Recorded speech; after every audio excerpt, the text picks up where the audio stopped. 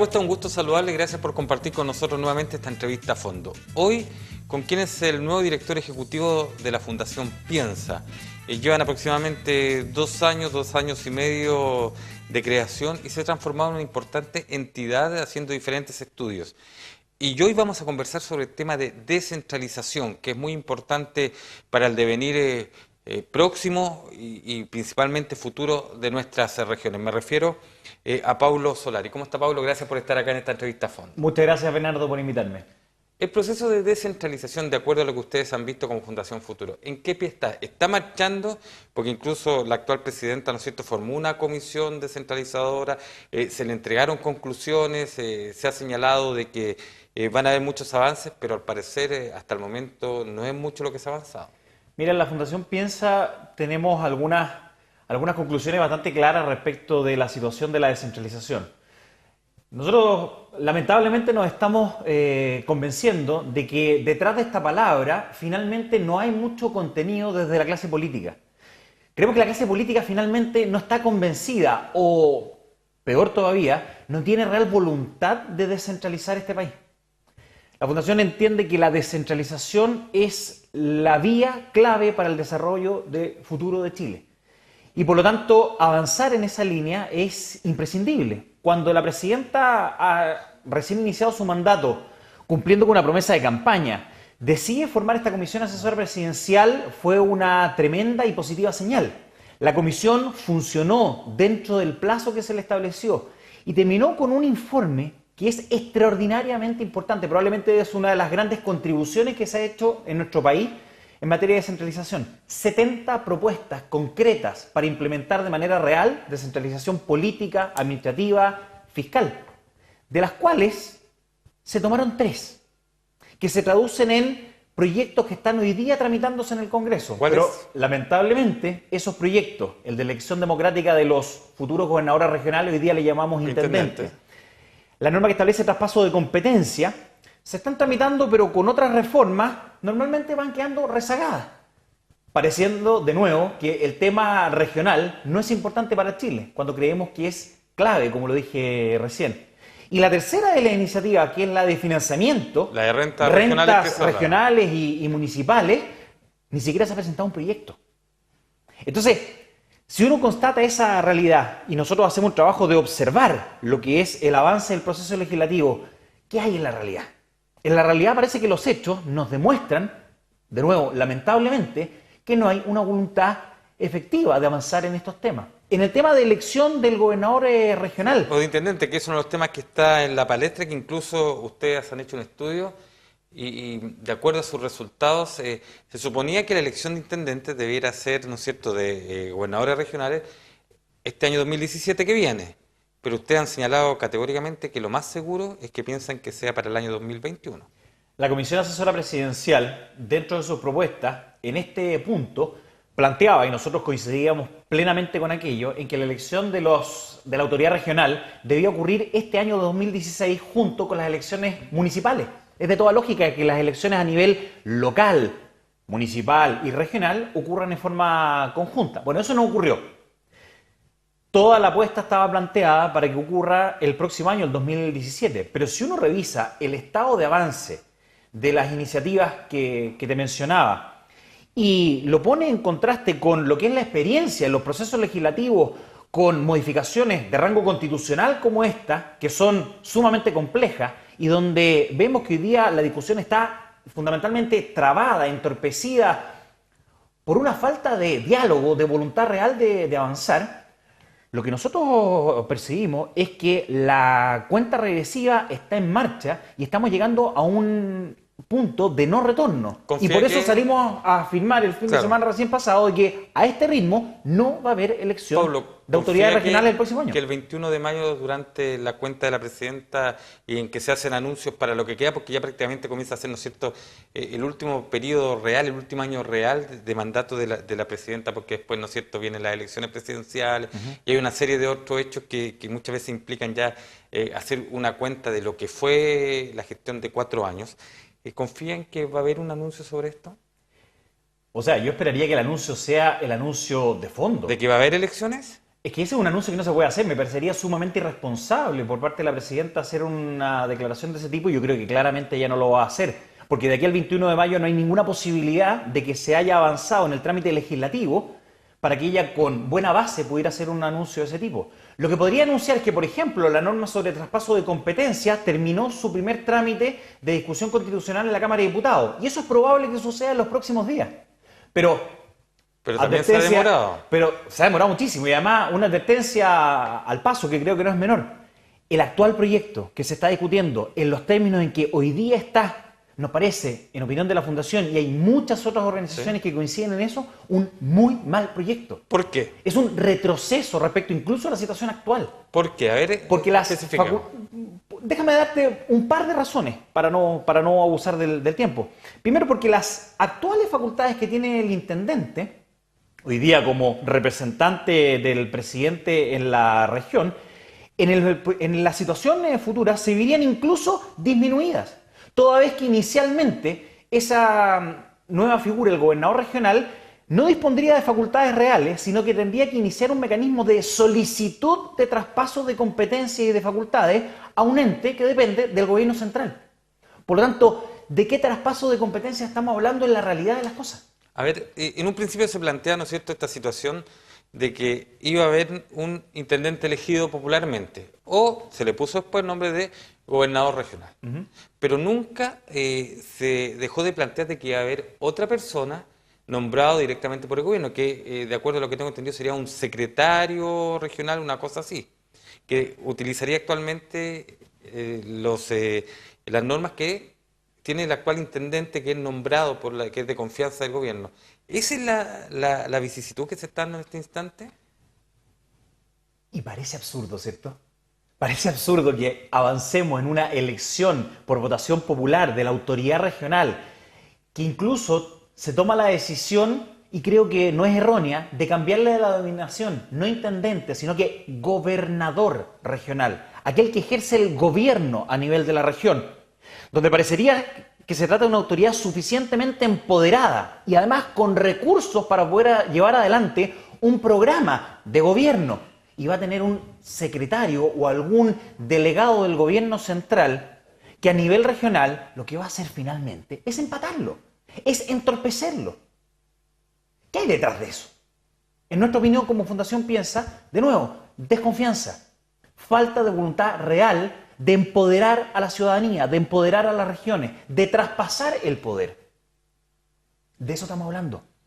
Ahora, es importante que la gente lo sepa. Hay otras instituciones, como Fundación Piensa, usted lo decía, que comparten quizás este pensamiento de la descentralización, que han señalado que es una falta de voluntad, por ejemplo, los senadores, porque esto estaba a nivel del Senado, la elección directa de intendente o gobernador regional. Pero solamente los senadores, como bien usted señalaba, también hay algún tipo de atraso de parte del gobierno.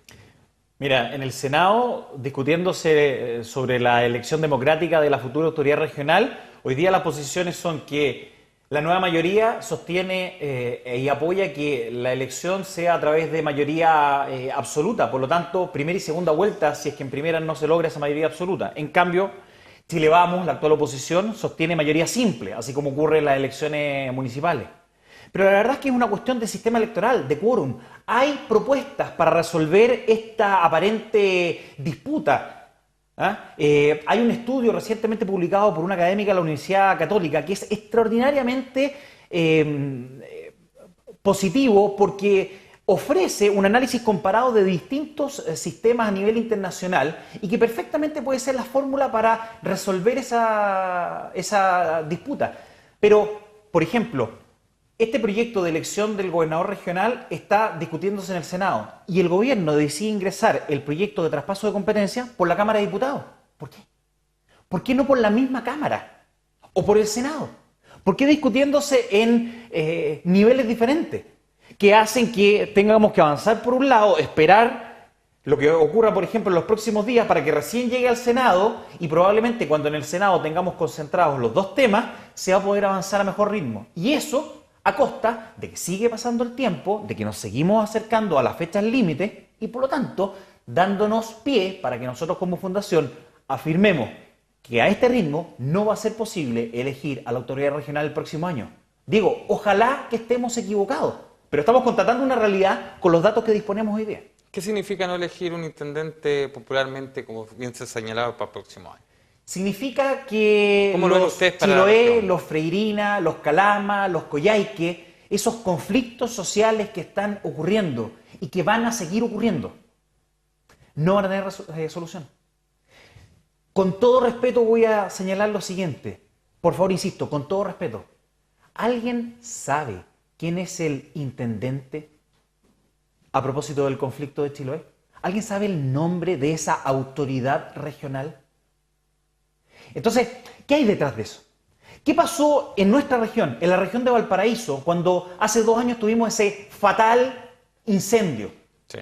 que dejó un desastre en vidas humanas y en daños materiales?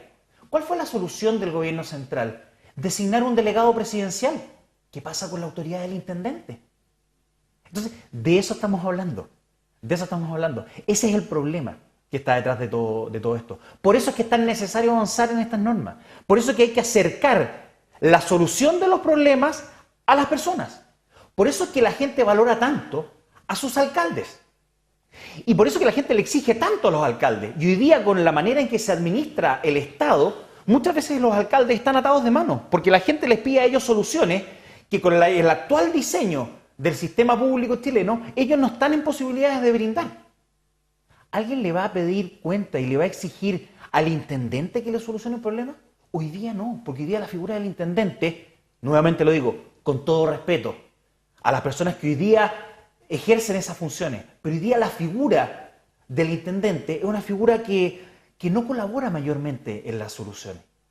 ¿Y de qué manera se potencia con la elección popular de un intendente, considerando que va a tener este otro personaje que va a ser, quien va a ser de confianza en este caso del gobierno de turno? O sea, se potencia en la medida que tengamos una autoridad elegida por votación popular suficientemente empoderada, con facultades reales y con recursos. Y con competencias que sean Y con reales. competencias. Cuando hablamos de facultades, Perdón. hablamos de competencias, competencias para tomar decisiones en aquellas cuestiones fundamentales, en materia, por ejemplo, de infraestructura. ¿Ah? De nuevo voy a nuestra región y en base a estudios que ha elaborado la propia fundación el año pasado, el estudio de calidad de vida, nos mostró con mucha claridad que el tema de transporte, de conectividad, de movilidad, era un dolor para la región. Y sigue ¿Cuánto siendo. tiempo necesitan destinar las personas en nuestra región para desplazarse desde sus casas hasta sus lugares de trabajo? ¿Cuánto tiempo pierden para poder destinarlo a la vida en familia, a pasatiempos, a la cultura, al deporte? Porque los sistemas de transporte no están correctamente diseñados. ¿Y quién toma esas decisiones? Normalmente se toman en algunas cuadras en el centro de Santiago, donde están los ministerios y donde técnicos, supongo muy bien calificados, pero bastante desconectados de la realidad local, deciden y luego vemos que se cometen errores en que uno dice, bueno, parece aquí falta terreno, falta calle. Ahora, claro, se habla de estas competencias, traspaso de competencias, pero tenemos un ejemplo claro y he tenido la posibilidad de conversar con muchos consejeros regionales, porque ¿cuánto costó para que los consejeros regionales fueran elegidos popularmente? Pasó algo similar, recuerda, Así se es. dijo en una fecha, se postergó, fueron elegidos 4 años después, vino la elección, ahora son flamantemente elegidos por la comunidad. Pero y el tema de las competencias, uno conversa con ellos y se quejan que no tienen muchas competencias aún que les permitan, ¿no es cierto?, ser un ente que realmente tome más determinaciones de las pocas que hoy toman y que son importantes sin duda, que tiene que ver con la aprobación de recursos que son fundamentales para el desarrollo de muchos proyectos. Exacto, una aprobación de recursos y en eso tienen una participación relevante. Pero un dato, los recursos de los cuales se dispone a nivel regional no superan el 18% del total de los recursos involucrados. Por lo tanto, la participación que los consejeros regionales tienen a ese respecto, porcentualmente, es menor.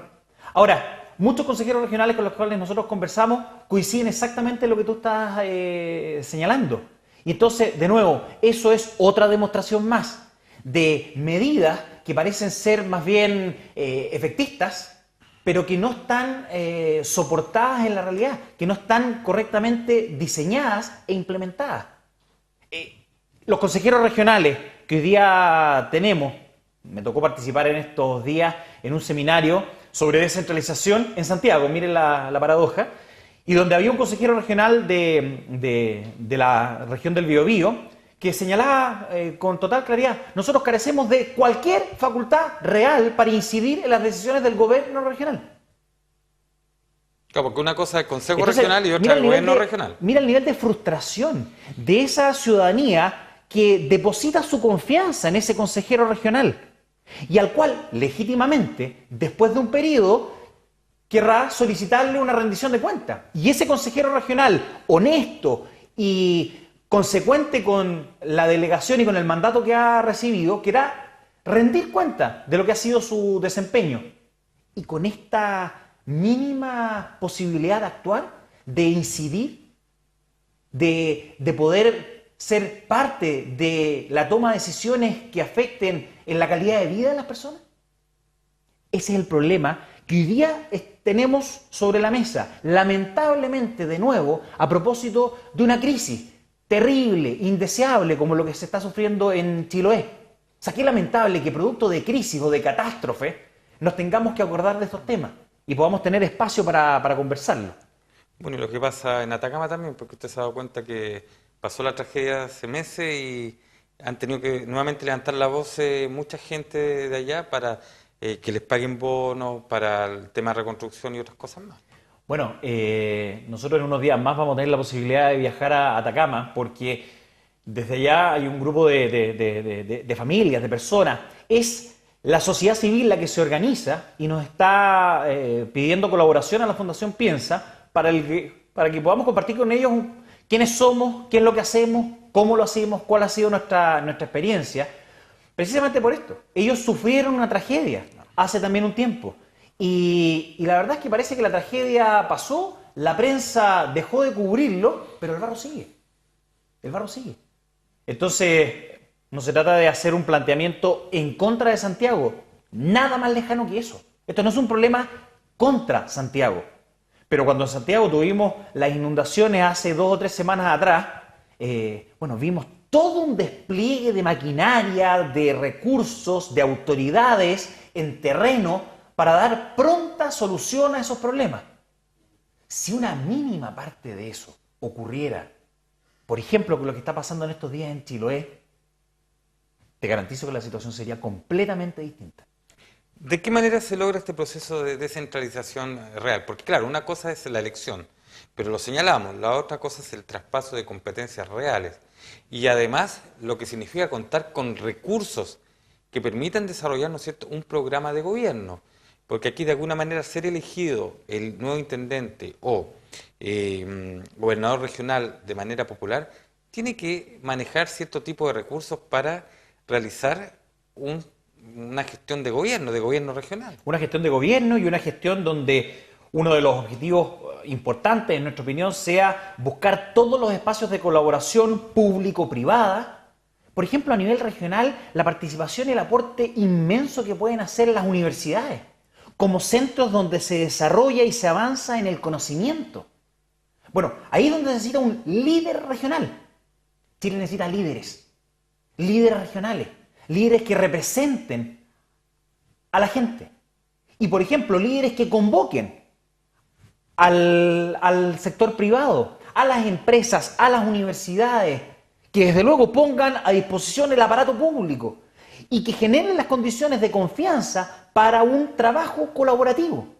De esa manera, más temprano que tarde, Chile va a ser desarrollado. ¿Pero se podrá realmente contar con una ley de rentas regionales que permita contar con esos recursos como corresponde? Porque si hay problemas con el tema de la elección, y hay problemas con el tema del traspaso en este caso, competencia, los recursos son importantes cuando se considera que en una sola región está casi el 40% de la población de Chile. Absolutamente. Perdón, y que hay empresas incluso que están en regiones, como ocurre en esta región de Valparaíso, que tributan en Santiago por una situación centralista. Así es, pues. Mira, y en esto yo prefiero pecar de ingenuo y seguir dando la pelea porque sí es posible. Pero no solamente es una cuestión de posibilidades, es una cuestión de necesidad, de urgencia. Se ha dicho, hay varias autoridades políticas del Ejecutivo, del Congreso, nosotros como centro de pensamiento, otras organizaciones de la sociedad civil, este es el momento, este es el año clave para que la descentralización deje de ser un eslogan. En toda campaña política se habla de descentralización. ¿Qué significa eso? ¿Qué hay debajo de eso? ¿Cuáles son las bajadas de ese titular? Ahí está el problema. Es algo vacío, parece una mera apariencia, tiene que ser algo real. Este es el año para avanzar, este es el momento para provocar el quiebre. Lamentablemente digo de nuevo, a propósito de crisis, a propósito de los proyectos que se están tramitando, a propósito, como tú señalabas antes, de la proximidad del discurso presidencial del 21 de mayo. Bueno, aprovechemos esa situación, aprovechemos esa coyuntura. De las crisis veamos una oportunidad. Avancemos, pero avancemos de verdad. No avancemos con reformas que necesiten reformas a poco andar. No avancemos con proyectos mal hechos. Esa es otra situación que se está dando, porque de repente, ¿no es cierto?, se aprueba un proyecto y en el último tiempo ha pasado con varios y cuando ya entra en vigencia, hoy algo ocurrió, no fue lo que se esperaba y se proponen otros proyectos. Quizás el mejor ejemplo es el voto voluntario, ¿se acuerda? Absolutamente. Y tras 2 o 3 experiencias en que nos dimos cuenta que con el voto voluntario era un tercio, un poquito más de un tercio, quienes se iban a votar, surgieron de inmediato las ideas que decían, no, hay que volver nuevamente al voto obligatorio. Al voto obligatorio, y pasó en materia de votación, pasó con la reforma tributaria, algo similar pasó y probablemente va a ocurrir con la reforma laboral. Y últimamente con este tema de esta norma que permite, ¿no es cierto?, entregar libertad condicional a algunos reos, que antes había más gente involucrada, se cambió la ley, pasó a una comisión de los tribunales y hoy nuevamente surge la disyuntiva de ¿estuvo bien haber cambiado la ley? Así es. Entonces, ¿vamos a seguir por ese camino? ¿Vamos a seguir legislando de esa manera? ¿Vamos a seguir con proyectos de ley tan importantes como fue el de la reforma tributaria que pasan por la Cámara de Diputados de manera express? ¿Para qué? ¿Para que la presidenta pueda hacer un anuncio en el discurso del 21 de mayo? ¿Vamos a hacer lo mismo con la norma de traspaso de competencia que se está votando en estos días? ¿Que va a pasar por la Cámara de Diputados de manera express para que la presidenta tenga algo que anunciar? ¿Tenga un hito que mostrar en materia de descentralización? ¿Y para que luego en el Senado tengamos que prácticamente rehacerla? ¿O que en el Senado se tenga que abrir la puerta a la cocina para avanzar realmente en esa norma que es clave en materia de descentralización, que es lo que hemos estado conversando? Nosotros como Fundación Piensa hacemos un llamado para que no sea así. Hagamos la pega, pero hagámosla bien. ¿Problema de Estado o problema de gobierno? Que son dos cosas totalmente diferentes. Yo creo que son las dos cosas al mismo tiempo.